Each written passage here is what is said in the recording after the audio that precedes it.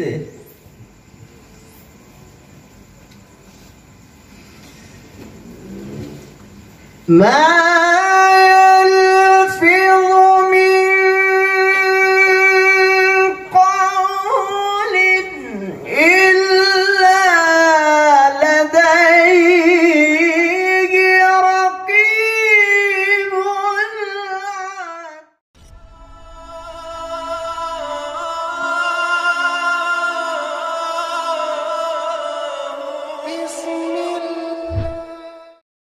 Bismillahirrahmanirrahim.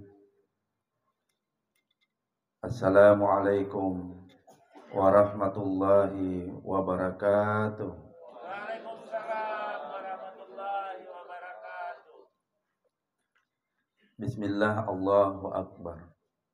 Bismillah, la ilaha illallah. Allahumma salli ala Sayyidina Muhammad, amma ba'd. Mengawali ceramah takziah kita malam hari ini, saya mengajak kepada semua yang hadir untuk kita sama-sama bersedekah bacaan suratul Fatihah. Kita sama-sama niatkan pahalanya kepada Sultan almarhum Haji Muhammad Tahir bin Pannajo. Ila hasihin niyah al-Fatihah. Bismillahirrahmanirrahim. Alhamdulillahi rabbil alamin. Ar-Rahmanir-Rahim. Maliki yaumiddin. Iyyaka na'budu wa iyyaka nasta'in. Ihdinas siratal mustaqim. Siratal ladzina an'amta 'alaihim ghairil maghdubi 'alaihim waladdallin. Amin. Rajin-rajinlah semua membaca suratul Fatihah jika kita punya acara seperti ini. Semoga nanti kita meninggal, banyak juga orang yang bersedia bersedekah bacaan suratul Fatihah untuk kita. Sama keadaannya kalau ada jenazah. Rajin-rajinlah mensalati jenazah. Karena kalau meninggal, insya Allah banyak juga orang yang akan salati jenazah kita. Kalau ada orang yang baru mensalati 7 jenazah di saat hidup, maka insya Allah meninggal nanti kurang lebih juga 7 orang yang akan bersedia untuk mensalati jenazah. Banyak orang sebenarnya tetapi mereka tidak mau. Kenapa? Karena kita juga di saat hidup dulu malas mensalati jenazah. Itulah pesan yang ingin disampaikan kepada kita semua, karena hidup ini sementara. Betul tidak? Waja'at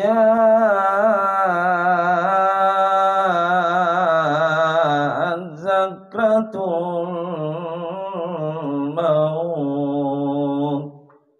Itu tadi yang dibaca oleh qari kita, yang memberikan peringatan kepada kita semua bahwa pasti sakratul maut akan tiba untuk kita pula.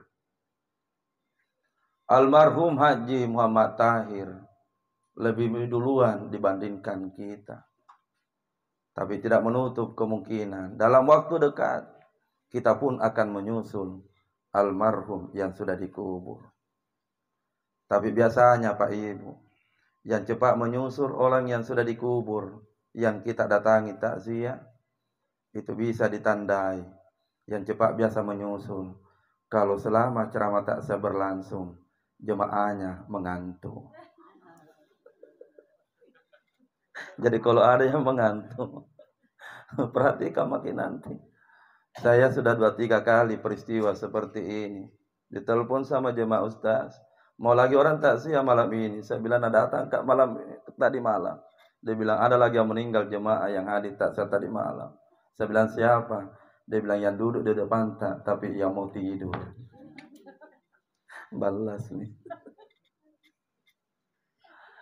Kematian pasti akan datang. Dan tidak perlu bertanya usia berapa baru akan datang. Kemarin Ustaz Ansar takziah. anak masih sehat semua pada saat mengantar. Tapi ternyata yang dikubur adalah orang yang sehat. Padahal yang diantar adalah orang yang sakit. Tidak pernah kita akan dapatkan rumusnya. Karena pelajaran demi pelajaran Allah berikan. Ada orang yang sehat 1 jam yang lalu. Tiba-tiba kita mendengarkan berita. Inna lillahi wa inna ilaihi raji'un. Sebaliknya ada orang yang sakit sudah berlama di rumah sakit. Bahkan sudah keluar rumah sakit berulang-ulang.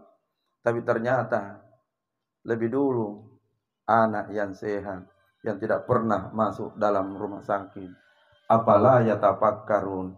Maka pikirkanlah persiapan apa yang akan dilakukan menuju ke tempat itu.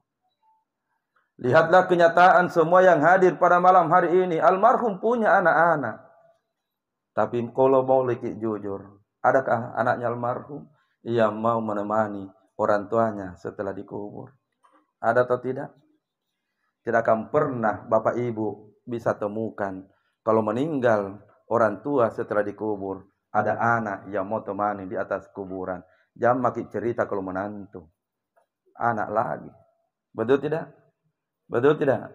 Nah, pertanyaan yang sama untuk ibu-ibu yang hadir. Perasa ibu-ibu mengantar jenazah ke kuburan seorang suami. Istri hanya mengantar sampai di kuburan. Tapi setelah dikubur suaminya, pernahkah ibu-ibu melihat ada istri yang mau menemani suaminya di atas kuburannya? Pernah atau tidak? Ulangi, pernah atau tidak? Mana mijanjita? Waktu dulu sama-sama berucap di Panjingkung, sehidup semati. Ternyata itu hanya cerita aja Pak Ibu, cerita aja. Kalau boleh jujur saya tanya lagi ibu-ibu yang hadir. Kalau lebih dulu takdirnya suami tak meninggal, kita mengantar ke kuburan. Adakah di antara ibu-ibu yang mau temani suami di atas kuburannya? Jujur Ki, jada dusta di antara kita. Ada atau tidak? Besar-besar serata, ada atau tidak? Dengar kami itu Pak. Itu, nah tambah lagi. Memangnya kita menakutkan. Hal yang sama kalau jemaah laki-laki yang ditanya, bapak-bapak, tolong jawab Ki, supaya dia juga mengerti. Adakah bapak-bapak yang mau menemani istri yang sudah dikubur? Sejenak mungkin 50 menit di atas kuburan setelah semua orang pulang. Ada atau tidak Pak? Jawab Ki dulu Pak, ada atau tidak? Tidak ada juga. Maka manusia yang cerdas adalah mereka yang mempersiapkan bekal menuju liang lahatnya. Termasuk persiapan pada saat sakratul maut. Semoga nanti kita meninggal sebagaimana yang dituntunkan oleh Nabi. Begitu banyak keluarga kita yang meninggal. Tapi yang meninggal tidak dilakukan tuntunan yang diajarkan oleh Nabi. Begitu banyak orang tua meninggal. Tetapi yang meninggal tidak dilakukan sebagaimana tahapan yang mesti dilakukan oleh anak, oleh istri ataukah suami, oleh cucu, padahal ada di semua di sampingnya orang tuanya. Kira-kira itu yang akan dibahaskan. Kira-kira kalau lama dulu 20 menit, saya singkat 10 menit saja. Setuju? Tuntunan menuntun orang yang sakratul maut apabila waktunya tiba. Itu dijawab dalam kitab Al-Fiqhul Manhaj karangan Dr. Mustafa. Yang pertama Ananda lakukan. Yang pertama yang dilakukan oleh istri kalau suami yang sakarat. Oleh suami kalau istri yang sakarat. Oleh anak kalau orang tua yang sakarat. Maka yang pertama tanggung jawabnya anak-anaknya adalah hadapkan tubuhnya menghadap ke Baitullah orang tua yang sakratul maut. Kenyataan berbicara begitu banyak orang tua sakratul maut. Ada anak dan menantu. Tapi mohon maaf, mereka tidak tahu apa yang dia mesti lakukan. Karena tidak motongi duduk-duduk dengar ceramah taksiyah. Jadi kewajiban yang pertama, anak menantu cucu. Kalau sakratul maut orang tua maka jangan tinggal diam. Tuntunannya Nabi yang pertama, apa tadi? Hadapkan menghadap ke Baitullah. Ada maksudnya semua ini Nabi. Bagaimana posisinya? Seperti posisinya almarhum Haji Muhammad Tahir. Pada saat dimasukkan di dalam liang lahat, maka seperti itulah posisinya miring. Semoga setelah dimasukkan di dalam liang lahat, posisinya pun akan sempurna menghadap ke Baitullah. Begitu banyak jenazah, mohon maaf. Seandainya ada di antara bapak dan jemaah yang biasa memasukkan jenazah, tidak sedikit jenazah yang dimasukkan di dalam lahat, jenazahnya tidak mau menghadap ke Baitullah. Jangan tanyakan kepada saya. Kalau mau lebih sahih, tanyakan kepada orang yang biasa memasukkan jenazah ke lahat. Jenazahnya, mohon maaf, dia tidak mau menghadap ke Baitullah, tetapi terputar dengan sendirinya. Pertanyaannya, kenapa dia tidak mau menghadap Baitullah? Itulah tugas, kewajiban anak, karena orang tua tidak mungkin lakukan itu. Lanjut. Ini ilmu, bukan sekedar ceramah, tapi betul-betul kebutuhan kita semua. Yang kedua, setelah dihadapkan menghadap ke Baitullah, perintah Nabi yang kedua, Iqra'u ala mautakum. Anak menantu cucu, segeralah engkau membaca Al-Quran di sampingnya orang tua. Lepaskanlah kepergian ruhnya menghadap kepada Rabbnya dengan bacaan Al-Quran, suara terbaik dari anak dan menantu serta cucu. Itu yang diperintahkan oleh Nabi. Surah apa yang dibaca pada saat orang tua sakratul maut? Surah Yasin. Pertanyaannya, kenapa Nabi perintahkan kita, keluarga terdekatnya, duduk di sampingnya membaca surah Yasin? Karena di saat yang bersamaan, di saat genting, ibarat pertempuran, iblis akan bertempur dengan orang tua yang sakratul maut. Sumpah iblis, saya tidak akan biarkan engkau anak cucu Adam mengucapkan la ilaha illallah. Sebagaimana aku terusir dari surga, saya tidak akan pernah biarkan engkau. Maka saya akan mengganggu. Madamati ruhi fil jasadi, sepanjang ruhmu masih berada dalam tubuhmu, saya akan biarkan engkau mati dalam keadaan. Kita yang sambung. Itulah kenapa kita mesti tolong orang tua di saat sakratul maut, bukan dengan tangisan saja. Baca apa tadi Bu? Surah? Begitu banyak orang meninggal tidak dibacakan surah Yasin, anak-anaknya, menantunya. Mari Pak. Waalaikumsalam warahmatullahi wabarakatuh. Tafadhal. Iya.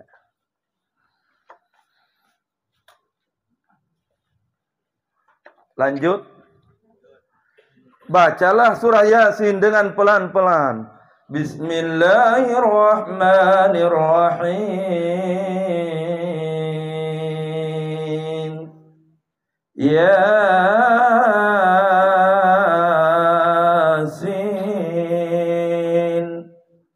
Sama-sama ayat berikutnya. Wal Qur'anil Hakim. Tidak perlu terburu-buru.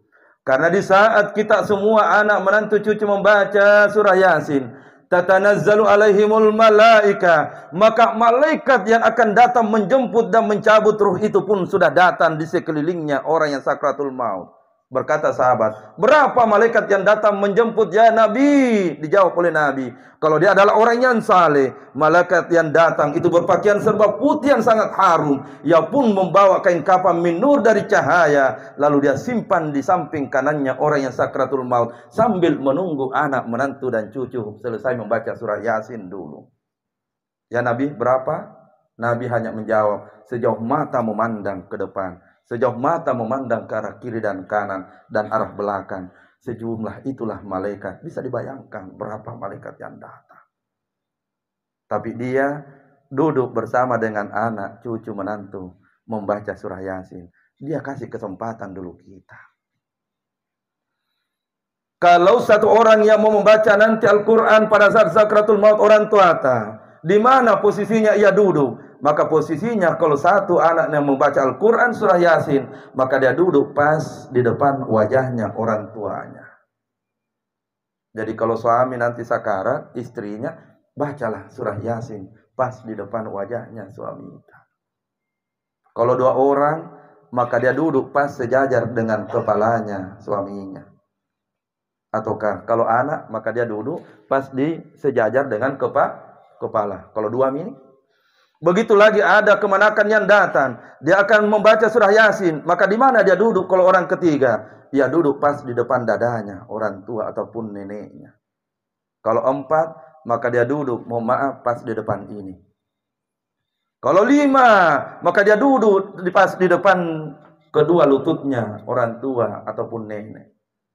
Kalau 6, lanjut di bagian punggung belakang. 7, di bagian pinggul. 8, di belakang lutut. 9, 10, di bagian kaki. Sempurna kita membentengi orang tua dari godaan iblis yang berjuang pada saat itu untuk mempertahankan sumpah janjinya menjadikan kita manusia, mohon maaf, yang tidak mendapatkan rahmat ketika meninggal. Jadi mesti Bu, mesti memang diingatkan keluarga tak, mesti Pak. Apa kamu dicari? Terlalu banyak nih pelajaran Pak Ibu, orang kaya meninggal tidak bawa apa-apa. Betul tidak? Terlalu banyak nih pelajaran Bu, meninggal istri, suami langsung kawin. Betul tidak? Ulangi dulu Bu, betul tidak?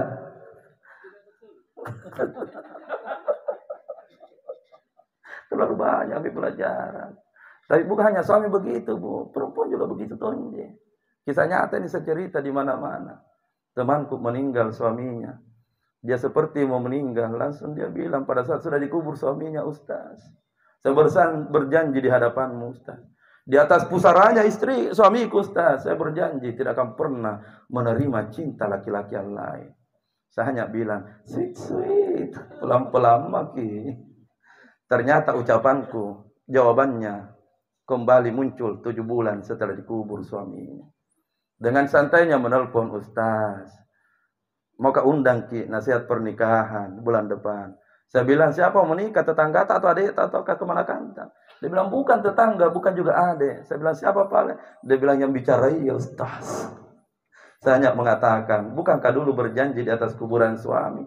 Tapi dengan santainya juga menjawab, saya hilaf waktu itu Ustaz. Sekarang musim dingin, siapa tahan.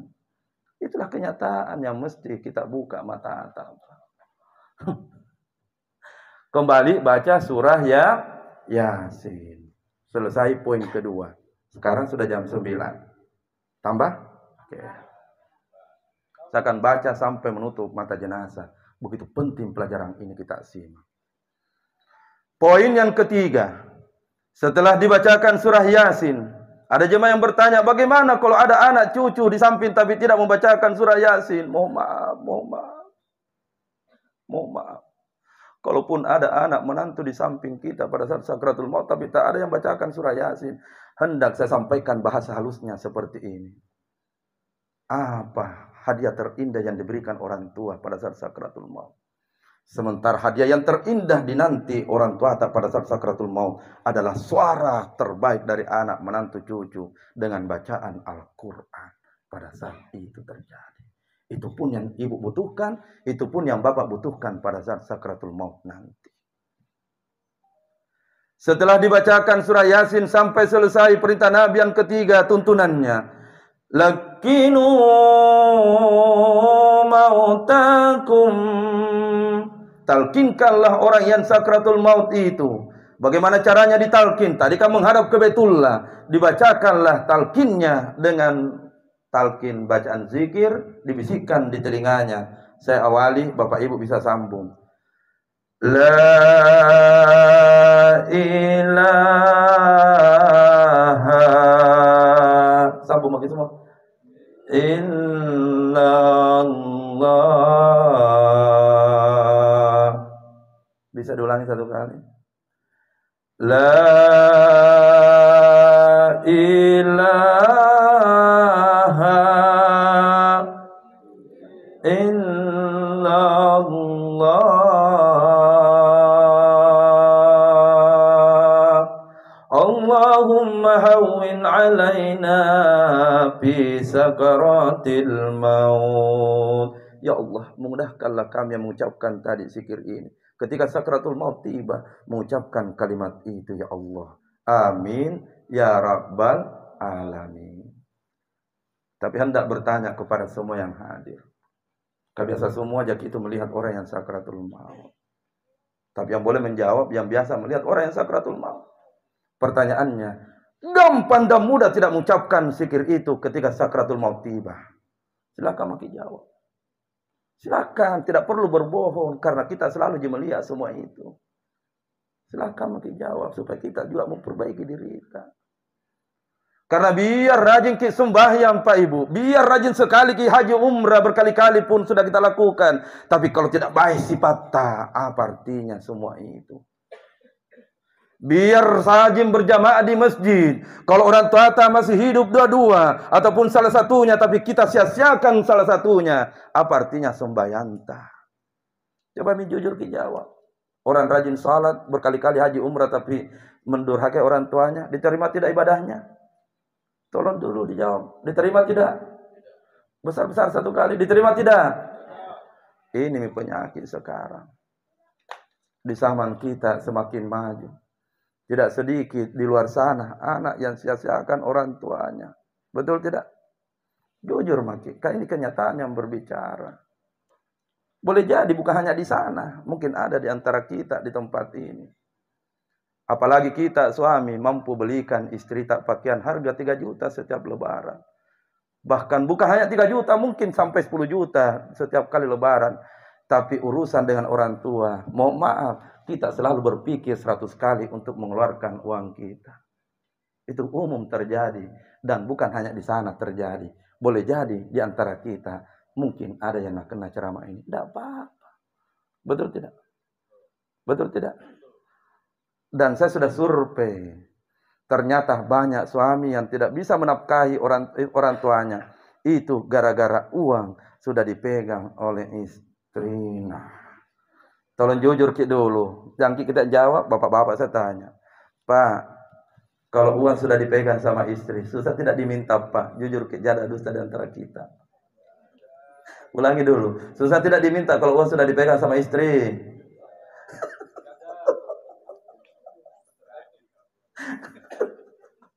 Kadang mentong suami kasihan la ilaha illallah. Uang habis napegang sama istri. Kalau kita kalau uang sudah dipegang susah tidak dikasih keluar untuk suami. Ulangi, susah tidak? Tidak percaya kah?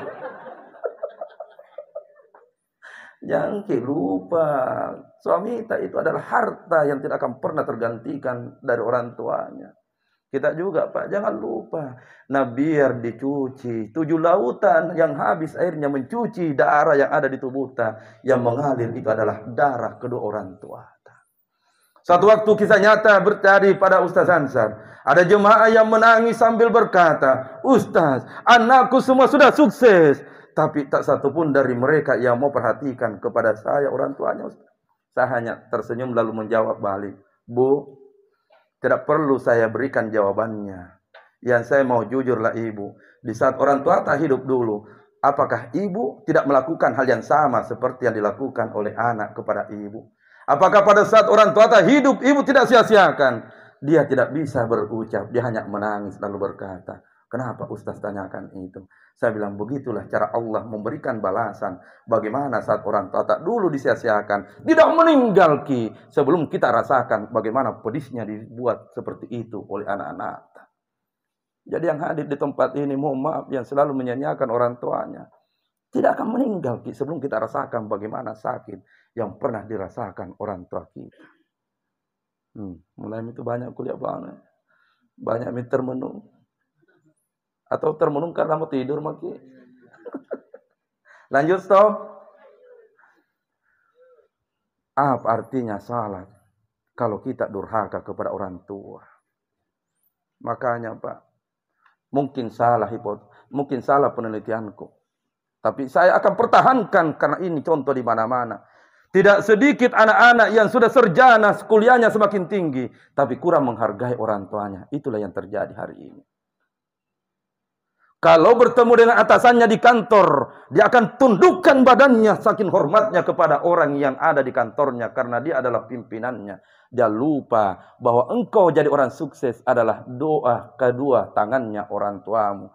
Tapi ketika orang tua duduk di depan, jangankan engkau bungkukkan badanmu, lewat permisi pun engkau enggan lakukan. Padahal dialah yang membuat engkau menjadi orang kaya raya. Dialah yang dengan doanya membuat engkau derajatmu diangkat oleh Allah. Betul tidak?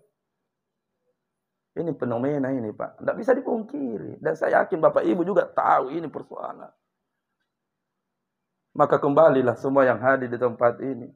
Harta yang termulia, harta yang tidak akan pernah terukur dengan apapun, termasuk hartanya almarhum Haji Muhammad Tahir bin Pannaco, adalah anak-anak, cucu, saleh dan saleha yang ia tinggalkan. Itulah hartanya yang paling berharga. Rumah mewah ini bukan harta yang sesungguhnya. Mobil mewah itu pun bukan harta yang sesungguhnya. Kenapa bukan harta yang sesungguhnya? Bukan ini yang ditinggali almarhum. Bukan mobil mewah itu yang dinaiki almarhum. Betul tidak? Jujur, Bapak Ibu jawab. Pernah Ustaz Ansar takziah, rumah sangat mewah, 3 Alphard yang parkir. Saya tanya jemaah, mobil Alphard yang mana ditumpangi jenazah pada saat diangkat ke kuburan? Serentak semua menjawab, tidak ada dari Alphard itu Ustaz, 3 yang parkir itu yang ditumpangi. Saya bilang, nah kenapa? Nah ada Alphardnya 3. Dia bilang, mobil ambulans jadi naik Ustaz. Betul tidak? Kira-kira kalau mati, kalau 3 mobil tak, mobil yang mana dinaikkan Ibu? Jawab dulu. Kalau 3 mobil tak, Alphard 2, Rubicon 1, mobil yang mana dinaiki Ibu? Ulang, yang mana dinaiki? Ternyata kita tahu jawabannya, ambulans yang kita naiki. Karena memang itu bukan hartanya almarhum. Hartanya almarhum yang sudah tiada, termasuk hartanya almarhum Haji Muhammad Tahir, adalah anak, menantu, cucu yang saleh dan saleha. Tapi ternyata segampang itukah punya anak, menantu, cucu yang saleh dan saleha? Itu bukan perkara mudah. Ada anak yang sukses di dunia, tapi dia tidak tahu apa yang mesti dilakukan setelah orang tua meninggal. Boleh saya berikan doa-doanya supaya harta itu menjadi anak yang saleh dan saleha? Yang pertama doanya adalah jangan pernah lupakan doanya Nabi Ibrahim setiap kali sudah sholat. Kita sama-sama baca. Saya yakin di antara bapak dan ibu ada doanya yang langsung tembus di langit. Semoga semua anak-anak menjadi anak yang saleh dan saleha. Kita sama-sama. Rabbi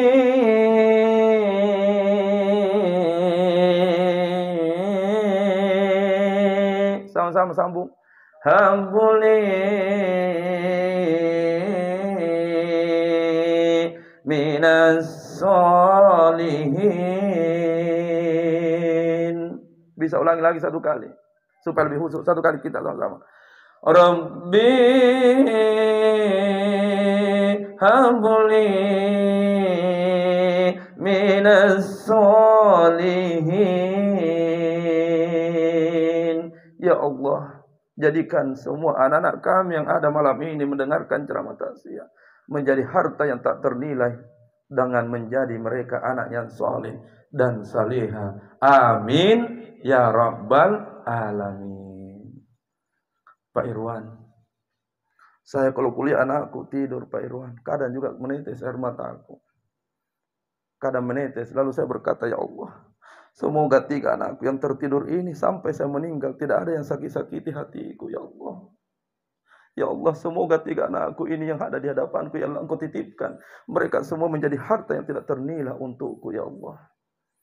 Selalu kak menangis kalau kuliah anak-anakku tidur begitu. Karena mau dia apa banyak harta tak kalau anak tak patut-patut sama kita. Betul tidak? Biar bermiliar-miliar uang tak dibahan, tapi 3 anak tak tidak mau mendengar kata-kata tak alias panrasu-rasu. Mau dia apa? Tapi yang paling bagus adalah bermiliar-miliar uang tak di bank, berlantai-lantai bahkan lebih dari 2 rumah tak. Lalu 3 anak tak semua menjadi anak yang saleh dan saleha. Siapa orang paling bahagia selain kita? Betul tidak? Itu 1 doa. Jangan pernah diabaikan setiap sudah salat. Doa yang kedua, doanya Nabi Zakaria. Tidak bosan pakai? Bapak-bapak tidak bosan pakai? Ya, karena ilmu ini. Yang kedua adalah doanya Nabi Zakaria. Baca setiap sudah salat. Rabbi habli min ladunka zurriyatan tayyibatan innaka sami'ud du'a. Kalau orang tua dulu kita caranya mengamalkan doa ini, Dan ini mi doa supaya kalau meninggal tidak ada anak tak yang mau beser-beser gara-gara harta setelah meninggal. Kebanyak Tom itu di sana? Tidak ada di sini Pak Tom? Sana. Banyak anak beser-beser bersaudara gara-gara harta yang ditinggalkan almarhum. Inilah doa yang dibaca. Caranya orang tua dulu kita dibaca doa ini, baru diambil sepiring nasi. Dan setelah dibaca doa ini, disuapkan satu persatu anaknya. Bismillah, bismillah, bismillah. Kalau 5, bismillah sampai mulut terakhir.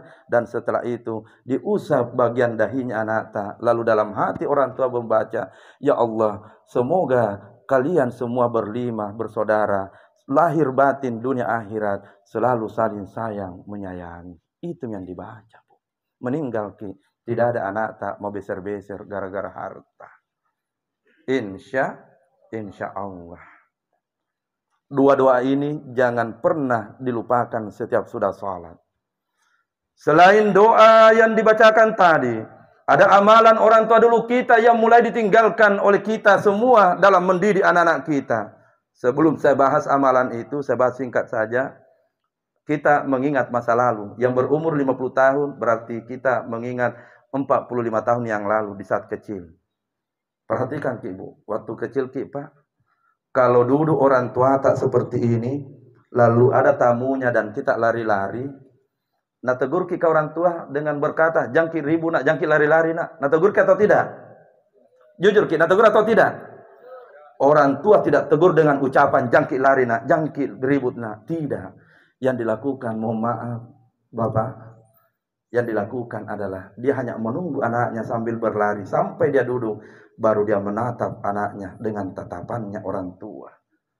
Begitu tatapannya anak bertatapan dengan orang tua. Orang tua apa yang dilakukan? Yang saya tidak bisa lupa adalah matanya orang tua. Bisa dilihat mata aku, Bu, tak begini. Matanya orang tua kasih kode. Dan pada saat itu kita yang kecil mengerti bahwa kita ditegur. Yang saya cerita salah atau betul? Yang saya cerita memang begitu. Itu dulu orang tua kita. Tapi coba anak-anak zaman now, coba makin. Pada saat ada tamu tak lari-lari langsung bilang, nah, langsung begini mata ata. Langsung bilang nata, ngapa mata ata mama? Coba makin. Apa yang beda cara mendidik orang tua? Kenapa kita patuh sekali dengan tatapan matanya? Apa yang salah dengan kita? Kenapa sambil ditegur pun mereka tidak mau mendengar? Jawabannya, kita sudah mulai tinggalkan amalannya orang tua dulu kita. Leluhur kita sudah mengajarkan. Yang pertama amalannya, orang tua dulu kita mengatakan, kalau ada lebihnya makanannya anak tak, kalau ada sisanya makanannya anak tak, jangan pernah dibuang. Tapi makanlah makanan sisa itu, lalu berdoa, ya Allah, semoga nanti keringatnya anakku kalau sudah besar, ku makan ki juga. Tapi Pak, betul tidak itu Pak? Lihat maki, itu mulai ditinggalkan itu. Makan ki. Orang tua yang selalu makan sisanya makanan anaknya pada saat kecil, mohon maaf, ini fakta. Maka sampai orang tua ini meninggal, tidak ada anaknya yang mau melek perut pergi di orang tuanya. Istilah bahasa Indonesianya melek perut apa ya yang paling tepat? Ingin tega menyakiti orang tuanya.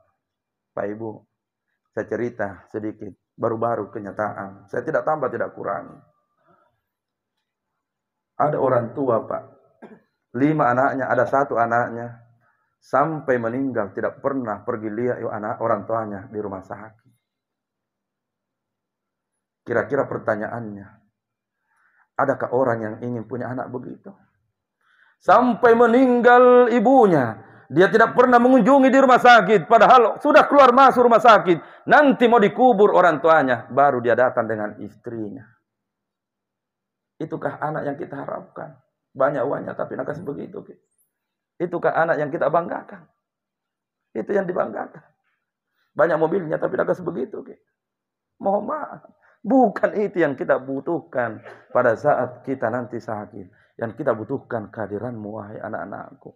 Maka amalan yang pertama jangan ditinggalkan dari sekarang adalah sisanya makanannya anak tak jangan dibuang. Jadi kalau misalnya ibu-ibu besok ke pengantin bawa anak 3, banyak sisanya makanannya, habiskan itu.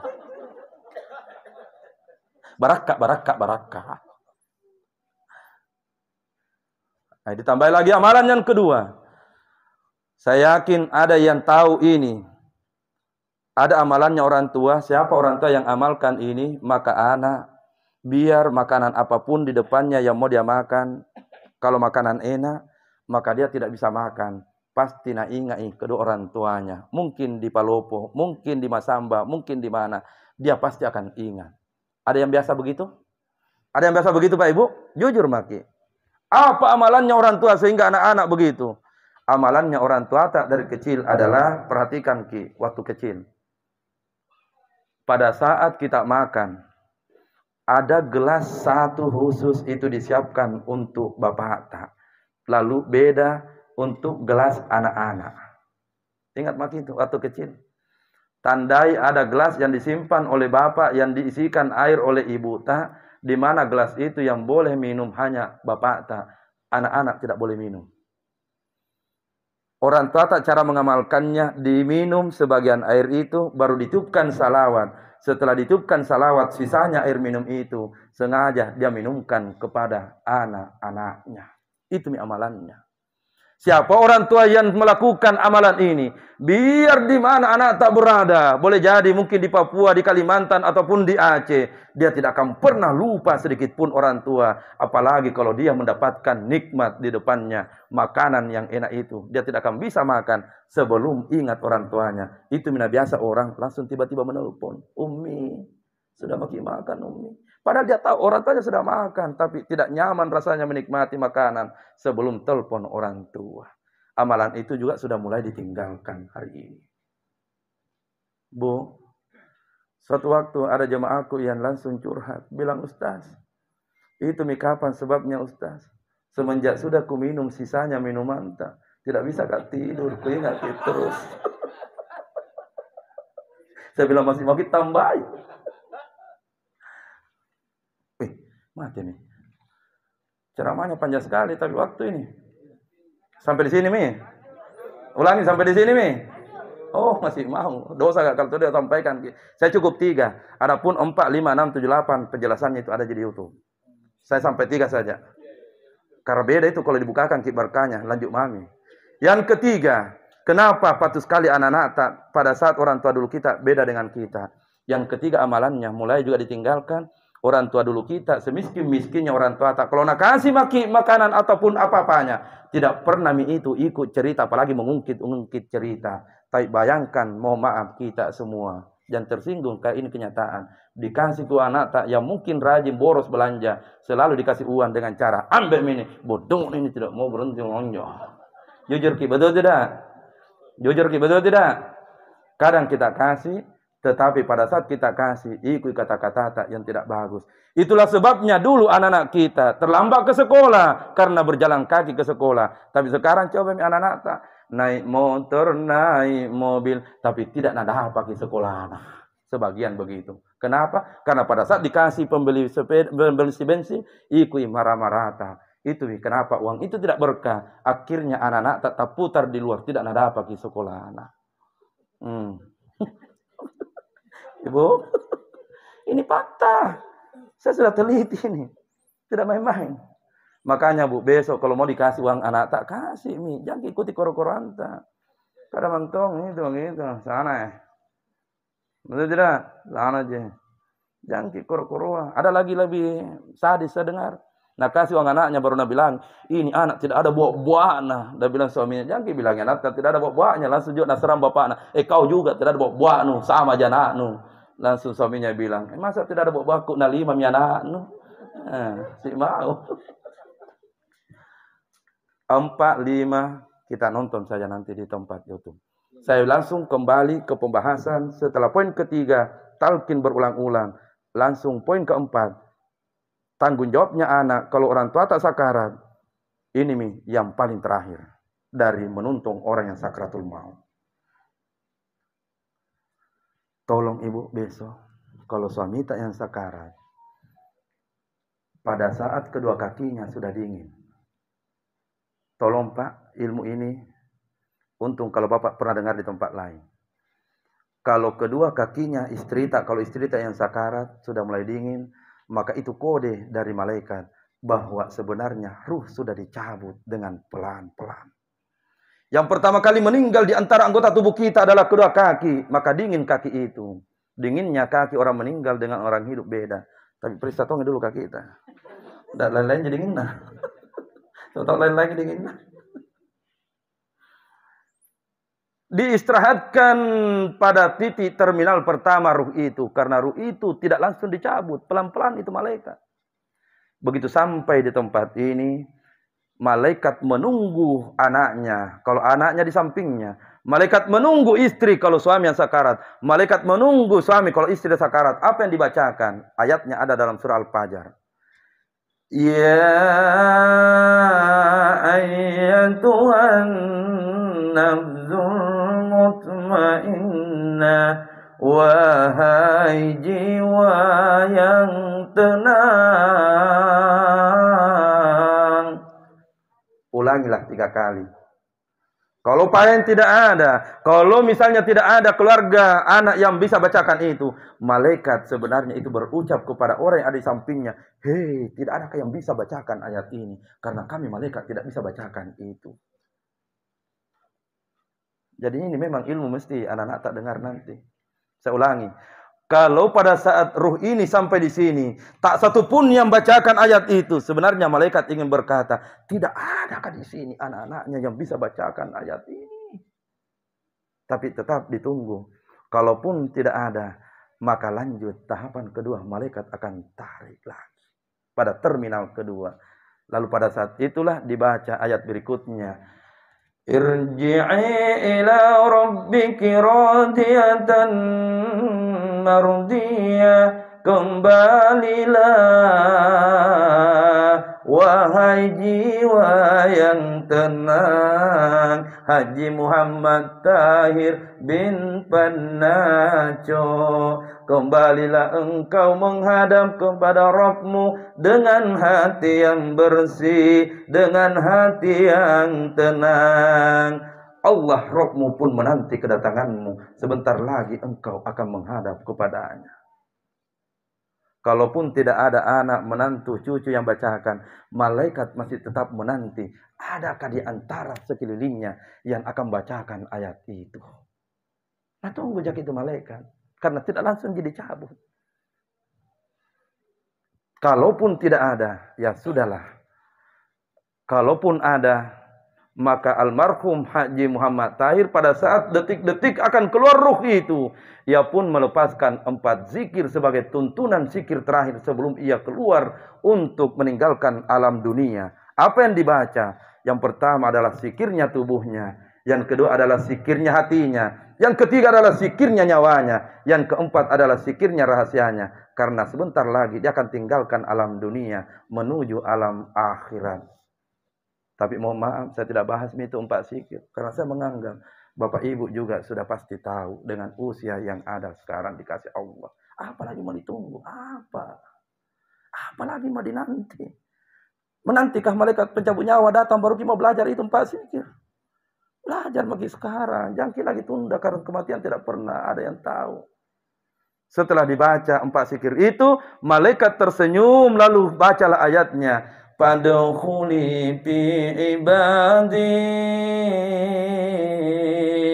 beruntunglah engkau hamba Allah anak cucu Adam. Wadkhuli jannati, dan balasanmu Haji Muhammad Tahir adalah taman-taman surga yang engkau akan tempati di alam kubur. Sejenak almarhum perhatikan anaknya almarhum.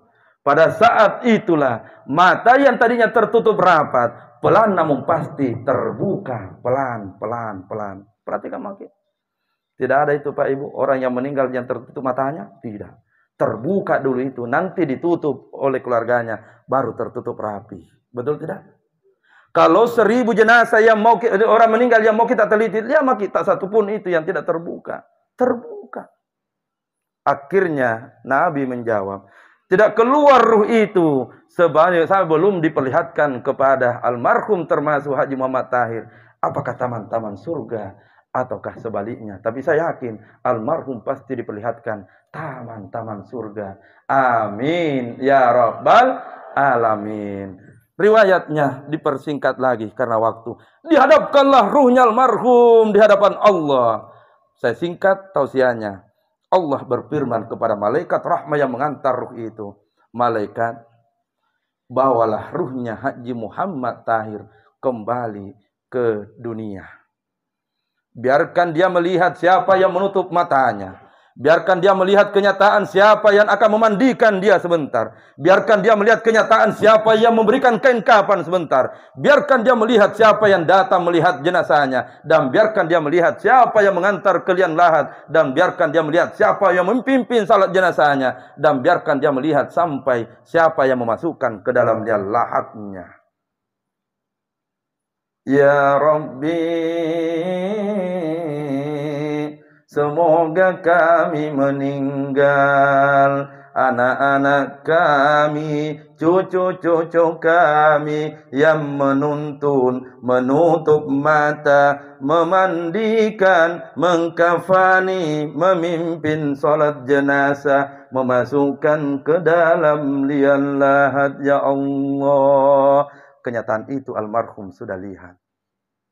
Bagaimana rasanya kalau dia tiba-tiba melihat mulai yang menutup mata bukan anak, bukan menantu, bukan cucu. Yang memasukkan sampai di liang lahat dia melihat bukan anak, bukan menantu, bukan cucu. Padahal anak semua tinggi semua sekolahnya. Padahal cucu semua hebat semua ilmunya. Tapi kenyataan berbicara dia menyaksikan orang lain yang melakukannya. Dia akan bersedih. Dan apa artinya sedihnya kalau kita sudah meninggal? Makanya Bu, tanggung jawabnya anak kalau sudah meninggal orang tua adalah tutup mata. Kalau yang meninggal orang tua, katakanlah suami masih ada istrinya, maka yang wajib menutup matanya suaminya adalah Kalau istri yang meninggal, maka yang wajib menutup matanya adalah suaminya. Salah satunya sudah meninggal, anak pertama maju tutup. Tidak ku tahu Ustaz. Kalau begitu mundur Ki, bukan kita. Anak kedua, tidak tahu ku tahu Ustaz. Mundur tongi, bukan kita. Anak ketiga, sama Ustaz. Bukan kita. Bukan engkau yang dinanti. Kalau demikian, daripada lama terbuka matanya. Baiklah Pak Imam, engkau bukan sepupunya, bukan juga keluarganya. Tapi karena tidak ada keluarga terdekatnya, Pak Imam saja yang tutupkan matanya orang tua. Itulah yang terjadi.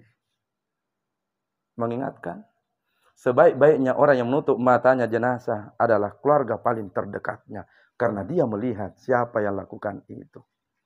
Jadi mesti memang kita belajar. Ajarkan memang anak tak. Karena kalau tidak diajarkan anak tak dari sekarang, siapa yang mau tutupkan mata tak? Kalau bukan dari sekarang kita ajarkan. Alhamdulillah. Akhirnya, mau dibacakan doa menutup mata jenazah Ibu? Mau Ki? Tidak apa-apa Di. Doa menutup mata jenazah itu ada dalam kitab Riyadhus Shalihin. Bab tentang mengurus jenazah. Tapi sebelum saya bacakan doanya supaya ibu bapak tahu. Ibu jujur dulu. Mau Ki nanti praktekkan doa ini kepada suami tak dulu? Ataukah suami tak dulu yang praktekkan di mata tak? Mau nak yang mana? Yang mana cocok Bu? Tergantung. Baik, doa menutup mata jenazah. Ditutup, kan tadi sudah menghadap Baitullah. Bismillahirrahmanirrahim. Allahumma ghfir li fulan. Sebutkan namanya orang yang meninggal. Kalau nenek tak sebutkan namanya. Contoh, siapa namanya? Saya minta contoh dia. Kalau malu-malu Ki, nanti di rumah sebentar pulang praktekkan. Kasih suami tak. Tir dulu mau praktekkan. Sebutkan namanya. Warfa' darajat fil mahdiyin wa khlufhu fi 'aqibihi bil gabirin wa ghfir lana wa lahu ya rabbal alamin wamsah lahu fi qabri, luaskan kuburannya istriku ya Allah. Berarti istri yang meninggal. Wa nawwir lahu fihi, dan terangilah kuburannya suamiku, berarti suami yang meninggal. Dan setelah itu boleh disambung bismillah wa ala millati rasulillah, tutup matanya, usap, lalu disambung ayatnya inna lillahi wa inna ilaihi raji'un. Sempurna kepergianmu ayahanda, sempurna dan bahagia kepergianmu wahai ibunda. Engkau telah mendidik kami mengenal dunia, tapi engkau tidak pernah lupa mengajarkan kami tentang kewajiban kami menuntunmu pada saat sakratul maut. 1-2 menit lagi. Wa kafabil maut wa'idah, cukuplah kematian yang menjadi nasihat. Nasihat apa yang disampaikan? Tolong diingat. Orang nanti kalau meninggal ada yang banyak menangis dan ada orang yang tidak menangis sedikit pun. Tergantung dari sifat.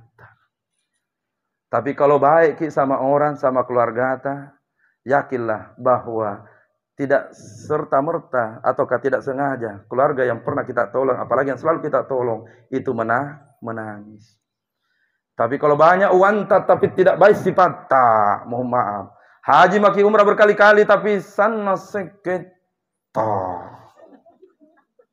Ada orang seket di sini? Ulangi, ada? Oh, sana aja. Itu orang seket tidak baik ini itu nah. Diumumkan di masjid, meninggal dunia siapa? Orang paling kaya di kompleks ini. Langsung dia bilang, tapi seket ini. Ya Tommy seket, ya Tommy banyak bombena. Ulala. Akhirnya taksya ini ditutup satu kalimat. Menangiskan nanti keluarga tak pada saat meninggal? Jawabannya ada di hati kita itu. Ada di hati kita itu. Tapi kalau tidak baik sifat tak, bilang di hati kita tidak ada orang menangis kamase. Jadi perbaiki sifat tak. Baik-baiknya itu kalau orang kaya Tommy, pangkat jabatannya tinggi, berbaik sifatnya, selalu bersedekah, selalu apa. Maka itu nanti orang akan menangis pada saat mati. Tak sanggup dia melihat kenyataan bahwa kita sudah tiada.